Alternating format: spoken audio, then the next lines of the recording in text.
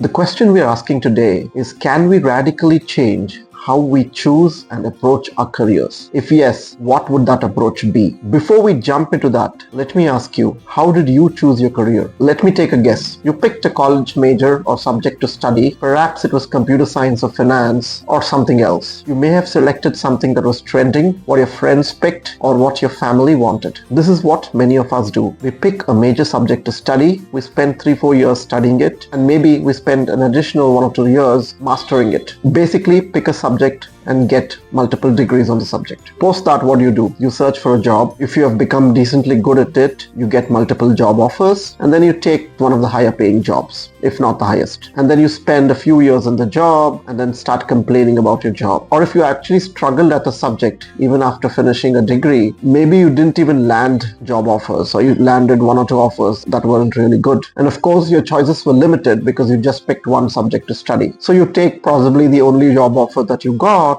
and then after a few years you start complaining about your job. So in most cases, after a few years, we end up at a job that we are complaining about or we are struggling at. In the context of our careers, what does it mean to fire bullets first and then cannonballs? Hold on to that thought, but first let's get to the question that we posed at the beginning. What would happen if we radically changed the way we approach our careers? What if we designed it as an experiment? Before we look at that, please take a moment to hit the subscribe button. You won't be disappointed with that experiment. So instead of studying one subject for 3 to 4 years, what if you experimented with studying one subject for 6 months or say a year, and then another one for the next 6 months, and then another one, and so on. So maybe you spend 2 years studying 3 or 4 different subjects. For example, maybe you spend 6 months studying finance, the next 6 months studying computer science, and then law, and then sound engineering, or whatever domains that you choose. At the end of each subject, you gave yourself a score consisting of enjoyment, skill, and potential. Basically, how much you enjoyed studying the subject, how skilled you are at it, as well as what's the potential for a career in that subject. And then at the end of those 2, 3 or 4 years, you pick the one where you got the best score. Ideally, you should go through 3 or 4 such subjects before deciding. But if at the end of one of the subjects you scored very high and you were convinced that that's what you wanted to do, then you could stop there and deeply study that subject. So what do you do after the study? How do you approach getting a job or building a career? Again, instead of picking the first job that you get and spending many years on that job, what if you experimented with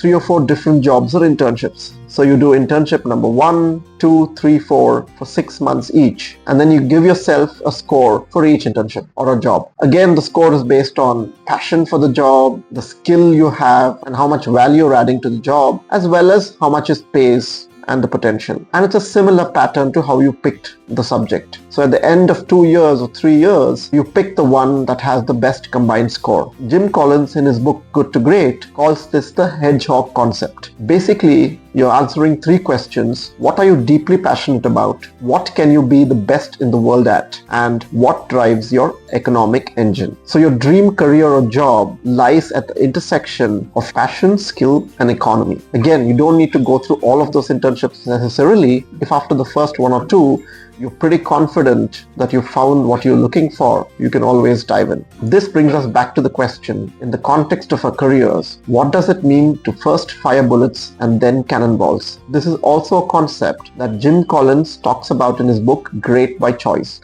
To understand this, let's look at it in the context of a conflict or a game where you're trying to hunt down an enemy ship. What if you fired cannons or your major resources to try and target the ship without knowing where the ship or your target is? You're likely to miss your target and waste your resources. But this is exactly what we do in our careers. Before even knowing what we are really good at or what we enjoy doing, we spend our prime years studying maybe one subject and working jobs related to that subject. Now, what would you do in the conflict we talked about? You would first fire bullets to understand where the ship and your target is. And then after you narrow down your target, you would use your major resources, your cannonballs. This is exactly what we talked about as how you can experiment with your career. First, experiment with different subjects, jobs and internships to narrow down your target, to find the subject and career that you love. And only then use your most precious resource, that is your time and your life, wisely. Now you're thinking, what if I'm already many years into my career? Why can't you experiment now? Who's going to stop you? So find your hedgehog,